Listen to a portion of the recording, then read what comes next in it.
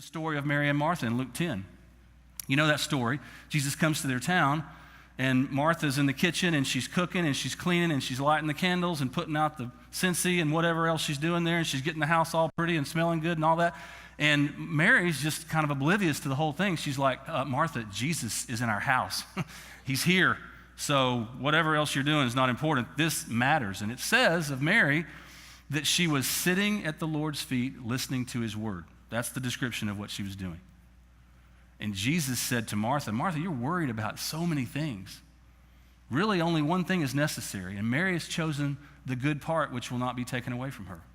And what he was saying is, Mary chose contact, living contact with me. That's what she chose. That was better than serving, but we get distracted very easily, like Martha, with serving.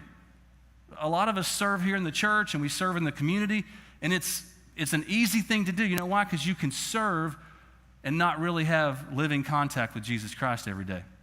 You can. You can do it in your own strength. You won't do it great. You won't certainly do it the way that God wants you to do it, but you can do it in your human strength. And people choose that as a substitute because they go, well, people don't know what my personal contact with Jesus is like because that's private.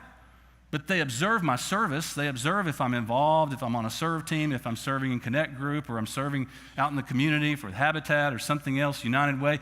They observe what I do.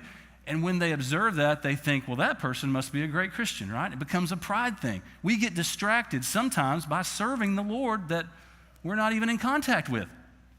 Becomes the substitute. So distraction, it's a common problem in my life and in your life. We live in a world that's filled with distractions. And that little device you carry in your pocket's probably a big part of that, right? There's constantly somebody screaming for your attention. So when you go to have living contact with Jesus, put that somewhere else because it's a constant distraction.